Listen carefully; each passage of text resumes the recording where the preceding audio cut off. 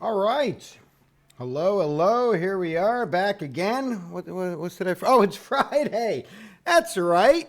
Happy Friday, December 6th, 6:30 p.m. Eastern Standard Time. How is everybody? Let's hope you're good. Let's hope everybody's good. Let me get this little notification out here. Let's get this out of the way here. Add everyone. Uh-huh. Yep, live now. Okay. There we go. That's for those who forget. You know, they get that little reminder in there. Okay, very good. Enough of the paperwork. Let's rock and roll. It's Joel. What's going on? You, sir, are probably in trouble. What's up, everyone? Mr. Chingas G&T is back. Seems that I've been playing for a lot while I was gone.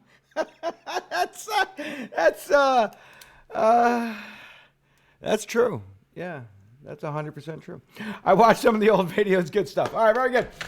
Good to have you back, Joel. Everybody, if something goes wrong, it is 100% Joel's fault. All right, Nasser, what's up? And hello, everyone. Welcome back. Joe, we miss you. We sure did. Let's see, good to be back. Thank you. Fernando, all is well. How are you doing?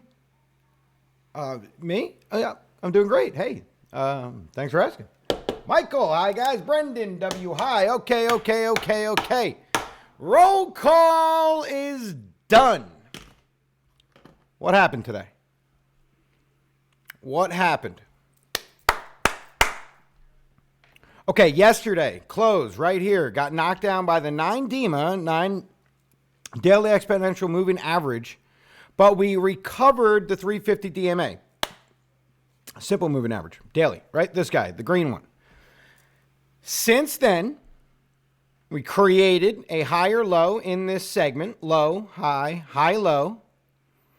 All right, this candle right here, for all intents and purposes, is a bullish engulfing.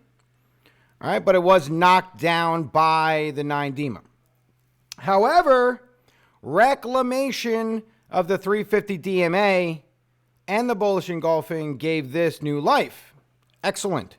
On top of that, today we opened the candle up. We pushed down a little bit. You'll see why that level right here is super important. I'm going to show you that in 1 second.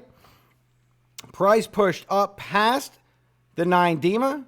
It pushed up past the 20 DMA, which outside of this, wick, right, is the first time we've interacted with the 20 DMA since November 10th. So kind of a big deal.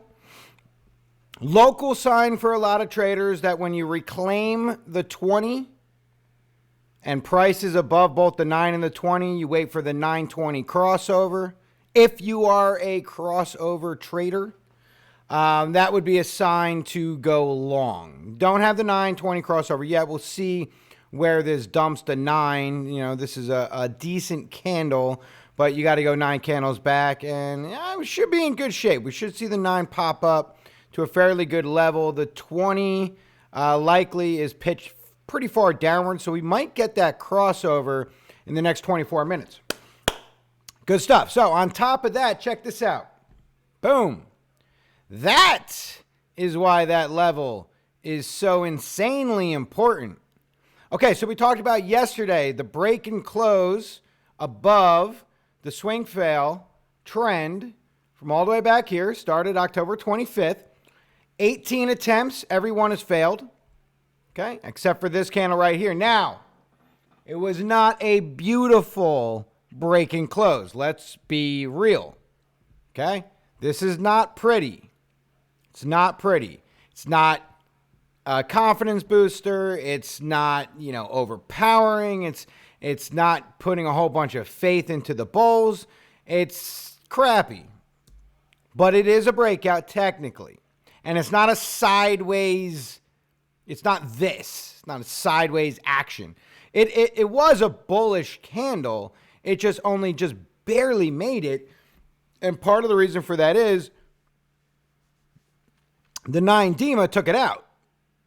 The 9 DEMA crushed it right to the close. I mean, just like a wet blanket, just done.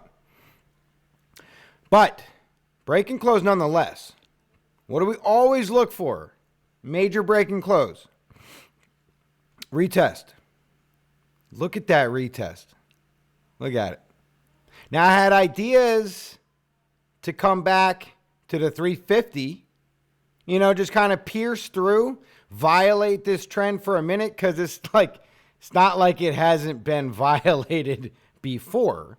So a quick little violation, rip it down, get one more touch on that 350, because this is ugly.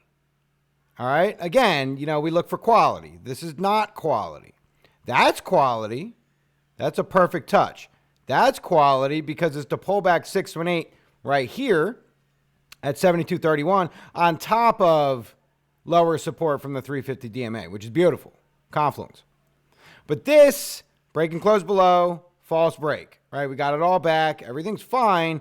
But just one little tap here really would have solidified, hey, guys, you can use the 350 as support. We flipped it proper, all is well, rock and roll. Keep it going. We didn't get that. It's unfortunate. Now, we didn't get it because this trend is so strong. Well, that's fine. I'm not complaining about that. This trend is amazing. Now, here's the deal. Not everybody draws trends and swing fails the same, right? So I tried to explain that in the morning update for everybody. So take a look at this. Here's the deal. I know we've gone over this before in the past, but I'm going to go over it quickly again.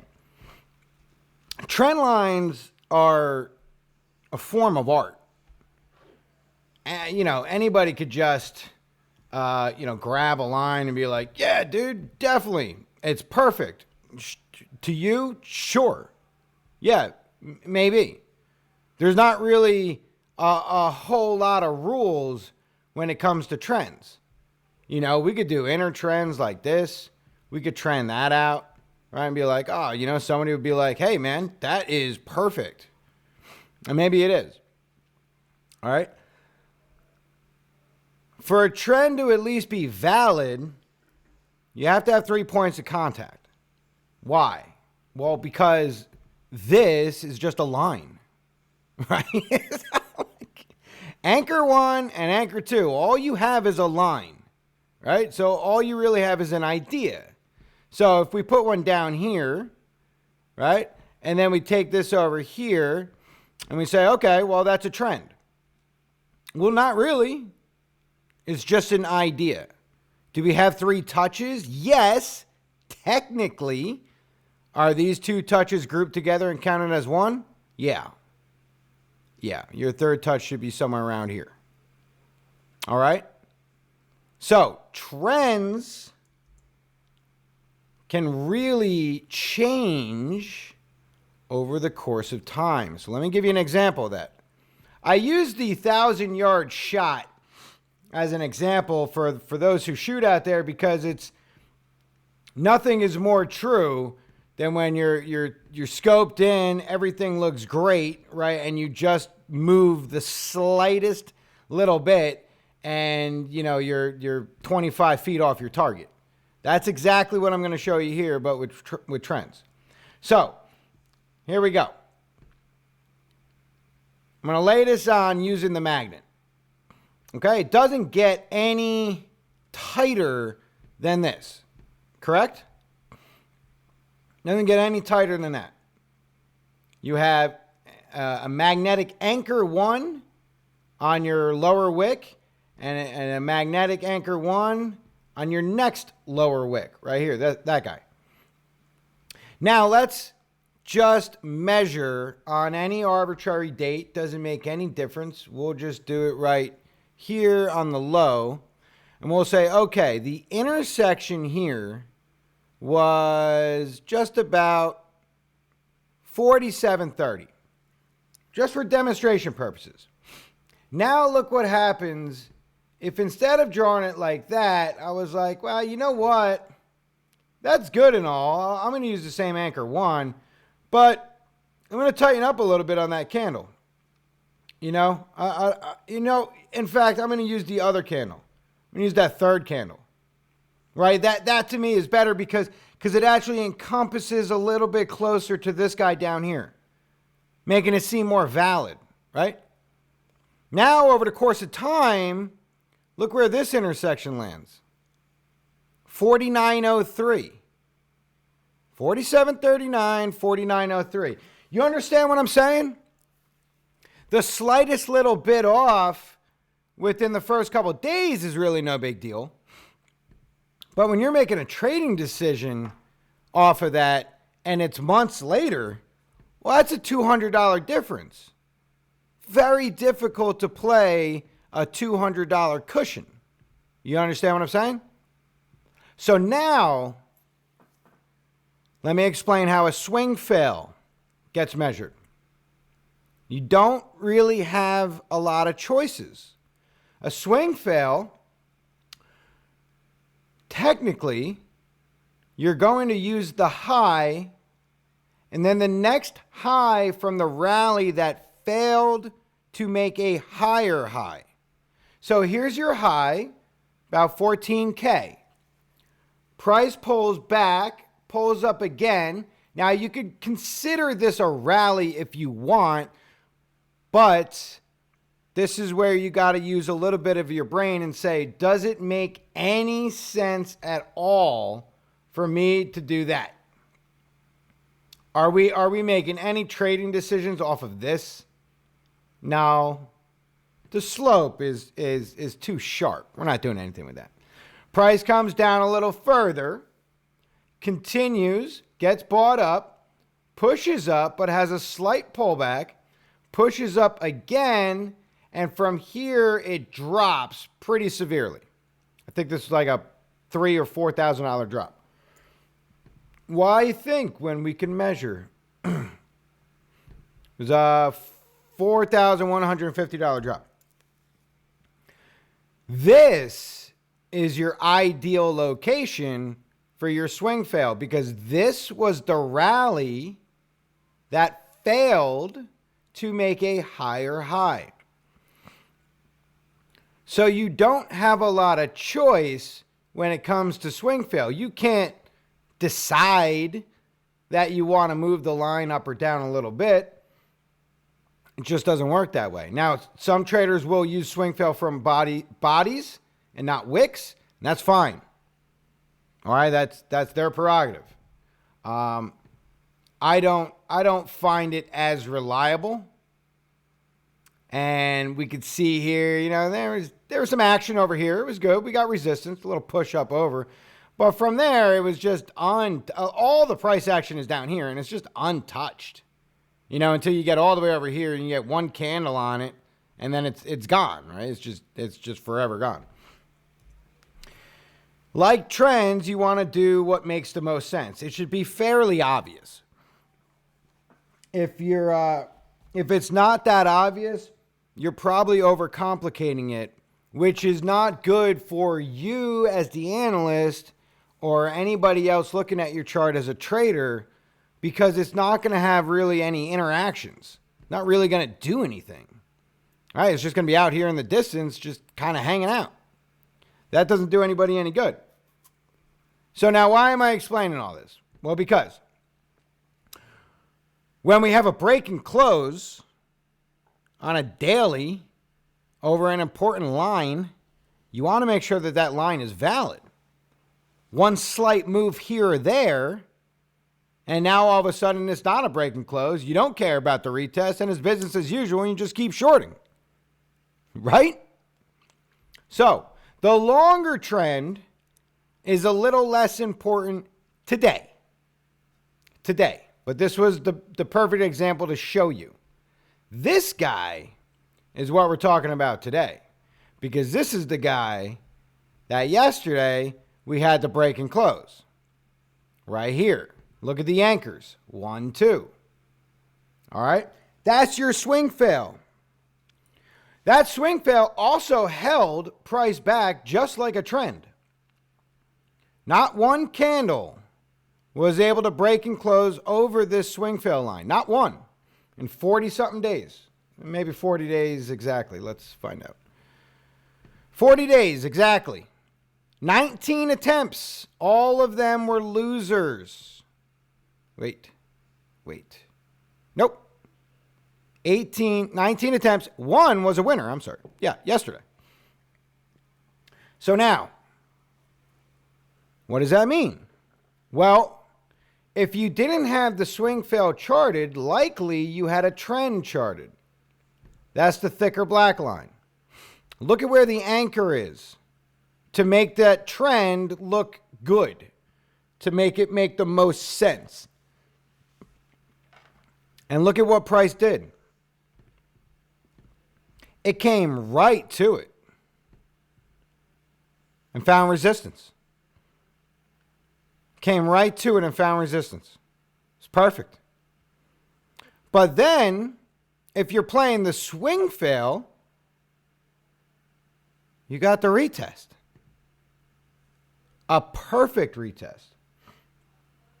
So now, luckily, to not confuse matters further, today we're 12 minutes away from a break and close of the trend with a retest in the pocket for the swing fail. So we don't necessarily need a pullback on the overall trend. Don't necessarily need it. We may still get it. We don't necessarily need it. Now, this level is too good. Really, it's a zone. 74.32 to 74.11 is structure.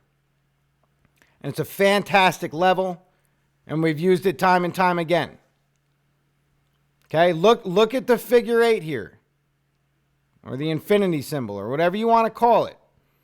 Break and close below, come back up, retest, swing below, resistance, resistance, resistance. So this chunk of information right here is huge. Right? Look at the way price interacted with this level. Support, support, support, support. Resistance, resistance, resistance, resistance. Break. Break. So, all week, last week, the week before, we've been talking about reasons to be long, reasons to be short. This is another thing to add onto your scale, pros and cons, long and short, for longs. This is a long reason right here. This was a long reason yesterday. Break and close retest. That's buy it all day long. All day long.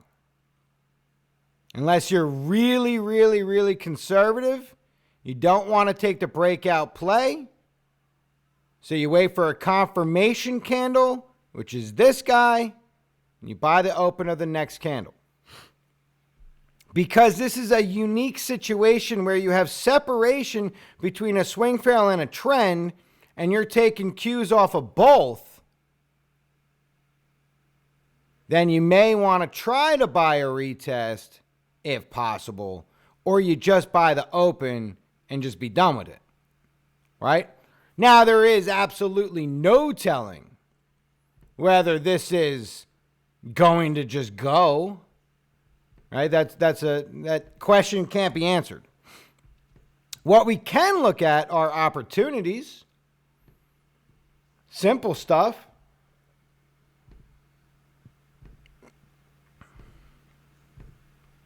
Five, 7, 8. Not quite a 618. So you're probably not going to get a 127, right? How many days? 1, 2, 3, 4, 5 days. 1, 2, 3, 4, 5. One candle over. Bang.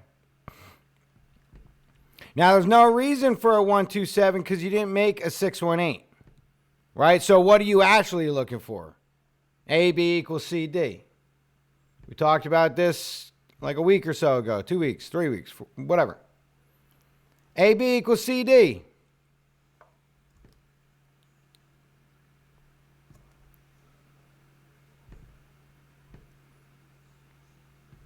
Now, again, this is an opportunity. Let's not forget that this is a short pattern. This is a bearish pattern. You need to get to D to place the short. Otherwise, this is not an ABCD, or at least an AB equals CD. $1,355 north from your low point of C, 65.15, something like that. No, not this candle, 70.87. That's opportunity number one. It's a possibility. We've talked in great detail about the 350 DMA. It's not this chart. Great. Great. Is it this chart? I got to find it now. Hold on. Hold your horses. I don't think it's this chart either. I don't know what chart it is. Don't worry about it. We talked in great detail about the here. I got it. The 350 DMA. An opportunity, although rare, although off the cuff, and you're not going to find it in any technical analysis books floating around, but an opportunity to look at how historical levels have interacted with indicators of dynamic support resistance, 350 DMA. We only touched it a few times. Every time that we did something on that first touch off of a high. Pullback in between the 236 and the 382. Bounce. That's a bounce. Okay? Add in the 200 daily moving average as your area of potential resistance. Okay? Before coming down to between a 113 and a 127 extension, and then going on to make lower lows. We've only been in this situation 3 times. 2 times are done. We're in the middle of one right now. Okay, that was example 1. This is example 2 right here. Same thing. Bang, push up. 200 DMA, knocking it back after it got a 236 gain in between 236, 382. 200 took it out, pushed it down. 113, 127 extension off of the retrace, bounce, and further lows. Further lows. Okay? So what does that mean for this? What chart is this? If I could, oh, it doesn't like tell me the template. If I could find it, then I would put it up. Anyway, this is what we're looking at right now. 350 DMA. Looked for support. We lost it. Got a little bit back. Lost it. Pushed it. It's sloppy. Right? I put that in this write-up. It's super sloppy. It's not clean support, but it doesn't matter if it does what it's supposed to do. 200 sitting up top. 382 confluence with the 200 DMA at the moment. If price goes up, this should level out, possibly go up a little. If not, it might curl a little down. But anyway, you'd be looking for the 200 DMA, which is currently sitting at $9,400 at the moment.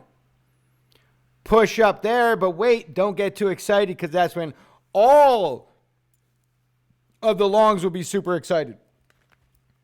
They won't know when to short unless you're just going to short the level, 200. If it works out and price does do that, we're looking at a 113, 127 extension drop. Put you somewhere in the high 5s, low 6s before making another lower low. I know, dramatic. Nobody wants to talk about it, but that's one thing that's a possibility. What do you think this green thing is? Whew. Potential. Where's the 200? You can't see it. It's hiding right here. Here's the orange. Follow it over. MA 200, 9403. 382, 93.28. In between the 236 and the 382 with a 200 DMA as your major resistance pushes this price up to 94. But what did we say when we first talked about it? Holy crap, does it have a lot of stuff to go through.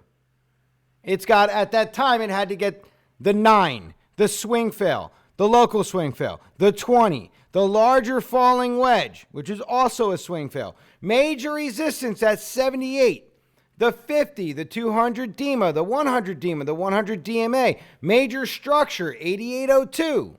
Not to mention a 236 and a 382 and an all-time high 382 sitting at 94.41.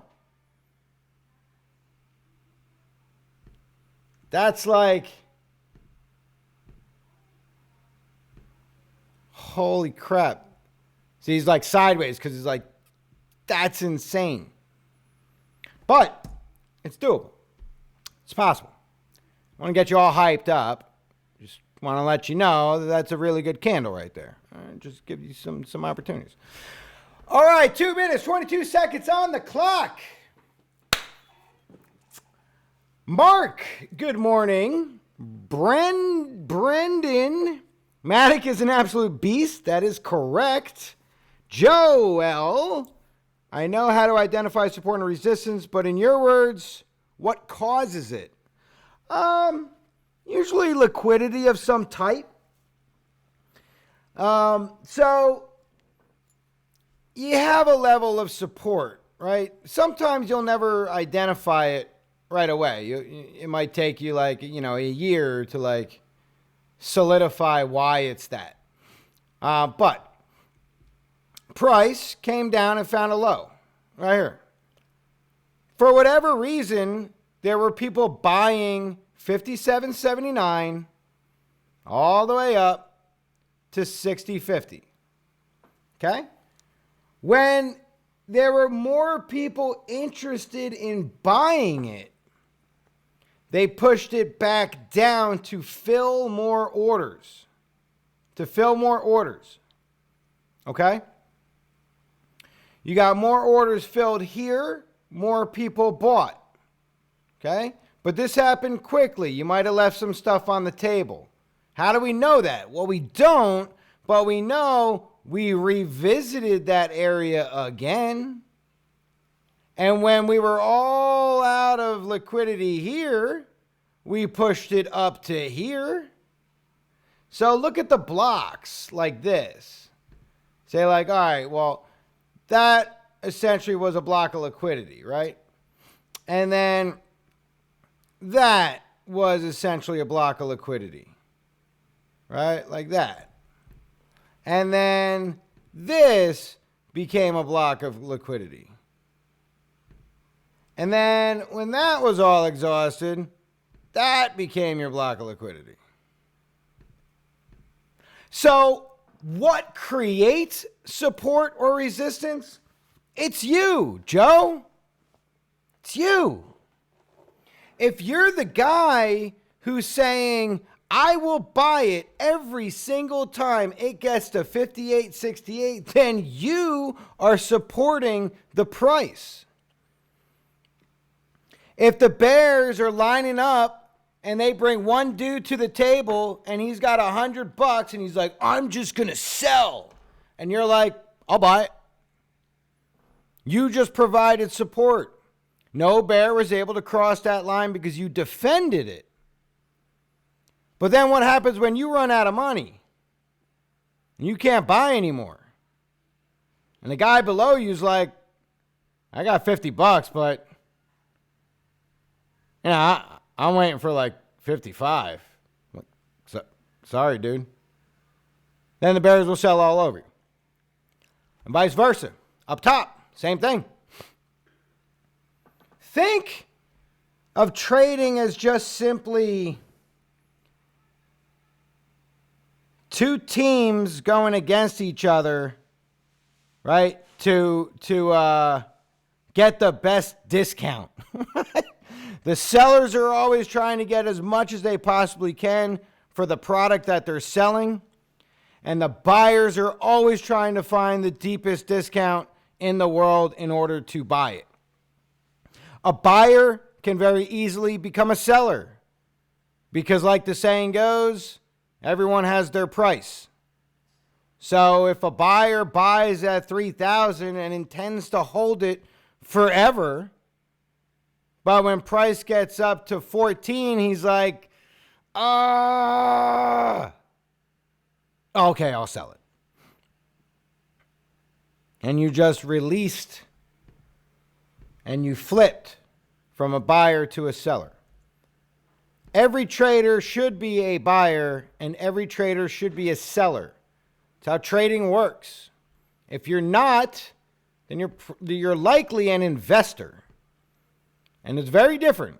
But an investor buys, right? Holds for a while, long-term investment, 3 to 5, 5 to 10 years, something like that. And then will sell.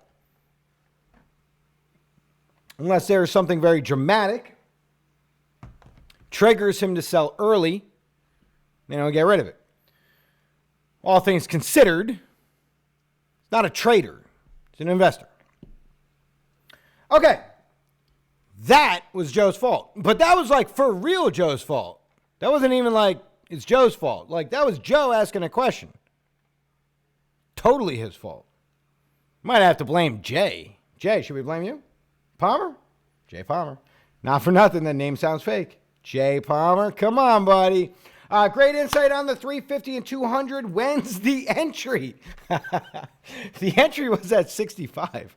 No, the entry's at confirmation that we have support of the 350, right? And because it's a non-traditional trade, like I said, it's not in a book. This isn't like, Bitcoin only has so many years on it, right? It's got 10 years of trading. So the 350 takes like a year just to start showing up. So you don't really get good data until like 2 years in. So, because of that, there's no like rules, right? You look for the 350 to hold, right? That's my rule. I look for the 350 to hold. It looks like it held here. We have confluence to go long from a break and close of a trend, as well as a break and close from a swing fail, as well as another look, break and close from this bigger trend and the local swing fail just on this local one here. Okay? With the double the ante because we just did it again on this close. Okay? That to me would be good enough. You're looking at like the 200, give or take. So if you just bought this open, right, and you're looking at the 200 sitting around 94 and change, we'll just call it 90, whatever, 33.99, 30 what? 93.99. It's an $1,800 move to the upside. It's 25%, right? 10x leverage is 250% on your margin capital. That ain't bad. That ain't bad at all. Right? But again, you got 1,000 things in your way. But there were 1,000 things in the way the last 2 times. Is it on this chart? I don't know if I deleted it or not. Okay, well here's like one example. I deleted the fibs, but here's what it looks like. A high, a low, a bounce. Here's the 350. Here's the 200. And here's the drop, the 127 extension. And then here's your lower low. Right? You painted another lower low. That's all it is. That's the idea. It's happened one other time right here. You came up from a high. Right? You painted yourself a low, big pullback, right on the 350. Again, sloppy. It's not pretty, it's sloppy. Push up in between 382. Ends up being the 200 DMA. Knocked it back, pushed it down, got yourself a low in between the 1-1 and the 127, and then you went on to paint a lower low. All right? But look at all the junk this had to go through. It went through the 9. It went through the 20. It went through the 200 DEMA, the 50 DMA, the 100 DEMA, the 100 DMA. It got through all of that crap. And then it got to the 200. It actually broke and closed past it, I think for a day or two. Break and close, push, retest, drop, false break, sit, support, spinning top indecision, candle drops. Bang, bang, bang, bang, bang, bang, bang. It just got taken out. But it's like a twofold trade, right? I would long to 94 and then I would short at the 200 or like, just prior to it. Just in case, you get all these crazy people front running like, I'll front run you $400. Well, thanks. Now it's not going to look like a good trade. You guy who does mean things to other traders. Okay. Anyway, let's talk about this candle, right? Let's put the cleaner chart on. Okay. Check this out. Candle opened up. 73.97. Hit a high of 76.18. A low down to 73.05. Close it out at 75.41 for $151 to the upside or plus 2.05%. Lock up the neighbors. All right. We have a break and close of horizontal, a break and close of trend, proper retest, break and close yesterday, swing fail. We also have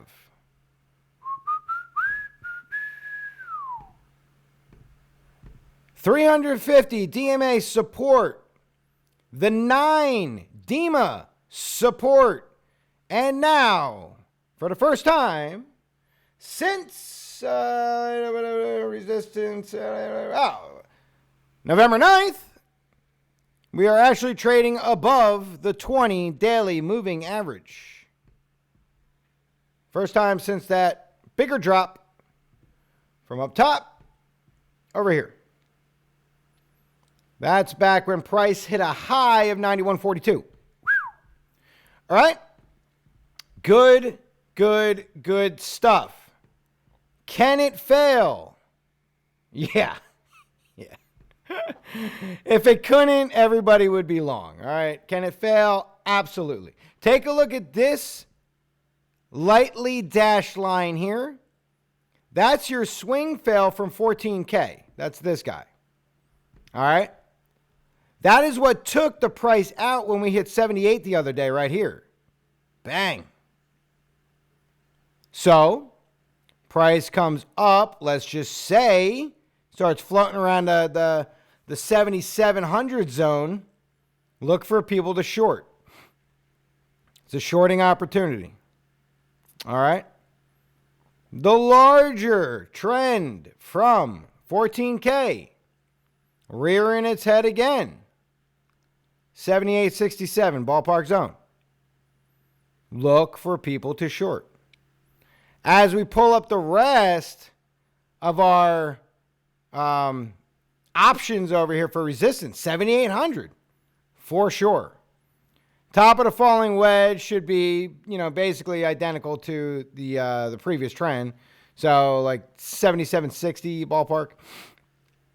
All right. 236. It's really not that far away. That would be the low point for this move, for the 350 move, up to at least the 2.3. In between the 2.3 and 3.82, looking for confluence from the 200. Really. Now, you don't have a 920 cross, so you did not convince some long traders to go in just yet. But if the 9 does cross the 20, let's say by tomorrow, and price is still above both, that would be another reason to go long. Okay? Pattern, falling wedge is huge. Big time. I won't respond to that. What?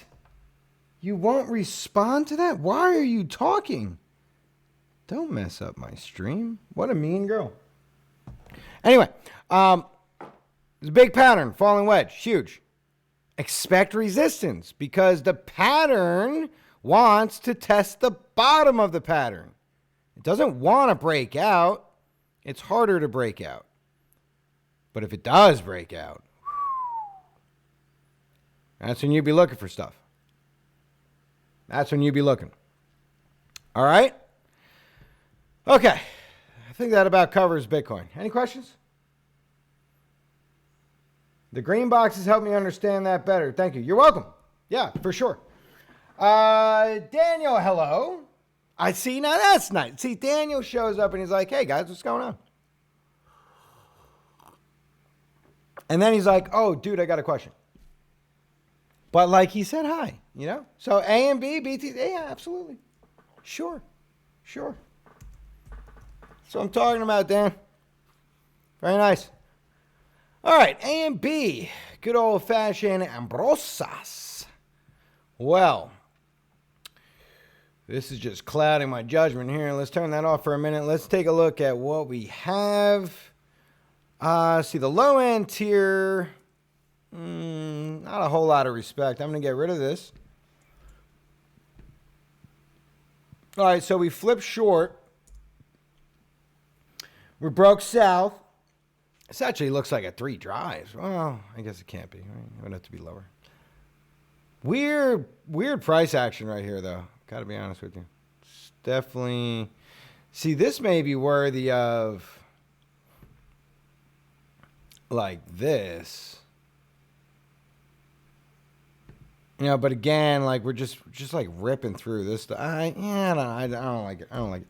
All right, so upper resistance, holding for now right here. Your little confidence booster that this thing is legit. Low side. Now this is not. It's not like a symmetrical triangle. It's just a trend. So like, I mean, you know, we could try some different things here as far as trends are concerned. Clearly, if this was your trend before, then what you were looking at right here is a breakout SR flip, south, shoot, get resistance, push lower, made a lower low. So that's a win, but we don't need to like stare at that level all day. Let's see what this low and what this low gets us. And it gets us support currently with just this ever small chunk to the downside, break and close below. Right now you're getting a retest. So if we do, you know, I don't think this is something you could short, but if you can, the opportunity to short would be now. The idea would probably be to come back to this level here, which is your, you know, historical support resistance before the breakout, right? So I'd be looking at A and B coming down between like 246 and 252. Sort of play this zone out and see if it holds. That'd be my first guess. If it does hold, look for a breakout of both this trend and this swing fail nearly the same time. Smash through this local resistance and then work your way up. If you push up and you get heavy resistance, you could ride that trend down in a very sharp downward motion, for a while, like quite a while. All right, Brendan, do you think it could set up a short squeeze at the 7,800 level since everyone looking to short there? Yeah, whenever there's a pile of traders that are all looking at the same thing, that's when squeezes make the most sense. And you know, the idea is just like liquidity, right? The idea is if you're trying to offload as much as you can, or if you're trying to buy as much as you can, then, you know, short and long squeezes are ideal setups for you as a whale, right? Because it's one thing to buy $1,000 of Bitcoin, okay? It's an entirely different thing to buy 1,000 Bitcoins. You know what I'm saying? You can't just do that. It's just not the way it works. So you need to, in a way, kind of like bait all those retail traders that are sitting on, a half a Bitcoin up to like 10 Bitcoin up to like 100 Bitcoin. You gotta bait them all into the same spot so that you could come in behind them and buy them. Buy them, because that's where the liquidity is at. You know what I'm saying? All right. IY 101, IY 101. Hello. I think we said we were just going to call you 101, right? I think we're definitely calling you 101. Starting now, if we weren't doing it before. Daniel says exactly. 101, where can I see your morning updates, please? They're on the website. They'll always be on the right-hand side. You'll see right where you see the stream. If you click on that link and you go to your dashboard, on the right-hand side, you'll see the morning updates, and you'll see you'll see the video, like the reminder for like the video tonight. Right-hand side of the dashboard. Nasser, could we take a go through RSI divergences and what's considered bullish or bearish? Does time frame matter in divergences? 101, no problem. Yeah, we're gonna have. Didn't we do a night of divergences? We did, didn't we? I mean, we'll do it again for sure. Let's take one quick run through, but we'll spend, a night, you know what I mean? So that you can see it. So quickly, divergence. That was our candlestick pattern, from the other day. Nasser, we're going to get to your homework. We're not going to get to it tonight. So either tomorrow, which would be over the weekend, unless you're not going to be around. Otherwise, we'll shoot for Monday or something. But, yeah. All right. So, let's see. Very, very quickly, because we'll have a lesson about this, unless we already did, which I thought we did, but maybe not. All right, so what is divergence? Divergence is a difference from one thing to the next, right? It's diverting, right? It's going the other way. So what we're looking for when we're looking for divergence is we're looking for price to tell us one story and for an oscillator to tell us another story. It does not have to be RSI. It doesn't have to be MACD. It doesn't have to be OBV. It doesn't have to be MFI. It doesn't have to be any one of them. But it should be an oscillator. All right? What you're looking for ideally is a momentum oscillator. And that's why RSI is good, because it's relative strength. So when we say something like, you got a bear div on the daily, whatever. What you're saying is you're currently showing a bearish divergence, meaning price is giving you a higher high, but your oscillator is actually showing a lower high. So let's find an example real quick. So you got to look and you say, that's a high, that's a lower high. That's no good. So we're looking at, let's see, we got a high, and we got a higher high. Well, that's no good. Let's see, we got a high, and we got a lower high. That's no good. Let's see, high. Okay, right here. Okay, so what I'm looking for is highs. Well, let's take a step back. If we're talking bearish, we are always, I say that one more time, always looking at highs. That's it. Highs. Bears are high. That's all you got to remember. Bears, super high. All right. So we're always looking at highs. And we're looking at peaks and valleys or troughs or whatever you want to call them.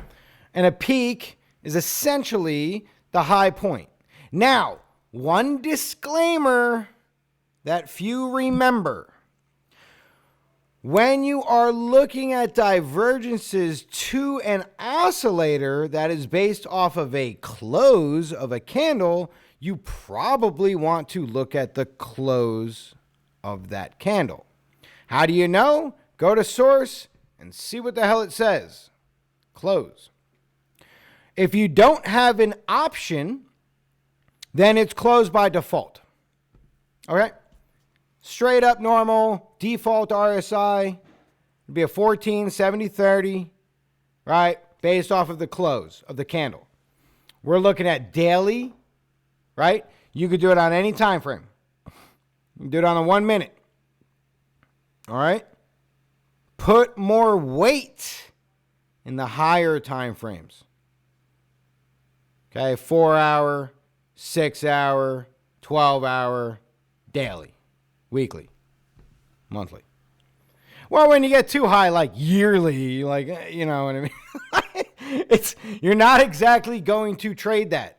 All right, so remember that. So anyway, you want to find a high, and then you want to find another high. And then you want to see what happened. So here's a high. Okay? And here's a higher high. What I did was I went to the close of the body. Well, not necessarily, but the close of the bullish and kind of like the open, you know, over here. So let me just do that and go to the close of that guy. There you go. All right, now everybody's happy. Now, you want to come down. So line up you don't have to do vertical lines, but whatever makes it easier for you to find it on your oscillator, whatever you got to do, right? I use a cursor with a 4-way, so I don't need that stuff. So then you come over here and you take your line tool again and you find that high and you go bloop, anchor 1. And then you come over here and you find that next high, and that next high comes to here, bloop, anchor 2. Now, what do you see? Price is making a higher high. Your oscillator is making a lower high. So you have bearish divergence, meaning you expect this to be correct. And price to do this. Okay? And it did, right? It did. You're making a high, you pull back, you make another high, you pull back. Except this pullback you could have calculated. That pullback you could have been ready for. Okay? You had the signals in front of you saying, hey, wait a minute. Now, how do you know that that's the high? You don't. You get confirmation on another 2 candles that, hey, price is starting to dip down. You know, what's RSI doing? Oh, RSI looks like it kind of topped out over here. Oh, what the hell's that? Oh, we got a bear div. Bear div on the daily. Expect to play it right away. Now, we do get situations where you get 2x, 3x, 4x, 5x bear divs. Same thing with bull divs. Across the board. Over and over and over. And then they'll finally play. There's no science to when it'll play, but you always look to be ready to play once you spot it. So long as it hasn't, run its course and, it's like, hey, dude, I found a bear div. Way the hell back here in February. Great, dude. Nobody cares. Because nobody is going to play that. Right? That's already happened, buddy. All right? So use a little common sense there. That's a bear div. There's also hidden divergence. And that is the opposite of what we just did. That's where Price is going to make a lower high, but your oscillator is going to make a higher high. So again, they're shaped, opposite to each other. So price is going to do this, right? And your oscillator is going to do this. Whoa, whoa, whoa, whoa, whoa. Okay, don't worry about that. Your oscillator is going to do that. It's going to, that's what you're looking for. This little setup here. What? Okay, let's just do this. Get a little room over here. Okay, so you'd be looking at like bang, bang. Okay, that's hidden. You see this? You see price do this, and your oscillator do this. That's hidden bearish divergence. Then you have the one that nobody ever talks about.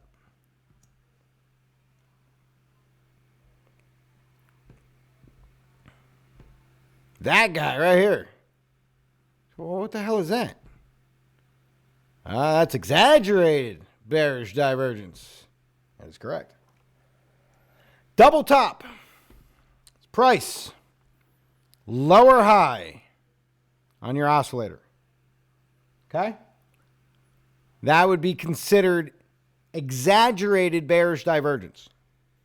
In all of these scenarios, right, you're looking for, bearish momentum. Like a double top and drop is bearish, right? Now you have a little bit of confidence to that double top and drop, because if you're also making lower highs at the same time with your oscillator, you could put a little bit more weight in that double top playing out.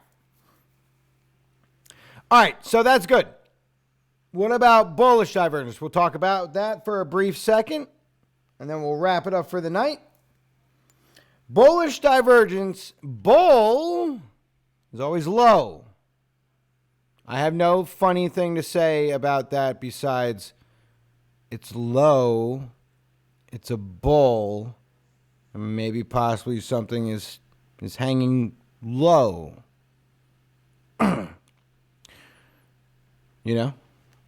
So anyway, bulls, you're always looking for lows. Price makes a lower low. RSI makes a higher low. Regular bullish divergence. Regular bullish divergence.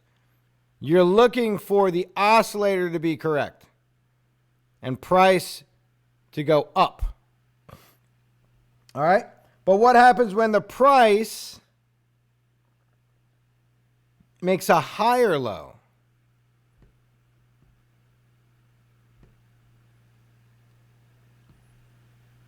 And your oscillator actually makes a lower low. Believe it or not, this is continuation. Continuation. You're still looking to be bullish. Price has made a higher low. Your RSI made a lower low. I know, it seems strange. But you are looking for continuation. And now, bullish divergence would not be complete if you didn't have its own version of exaggerated bullish divergence. And that is when price makes a double bottom. And your RSI makes a higher low. All right.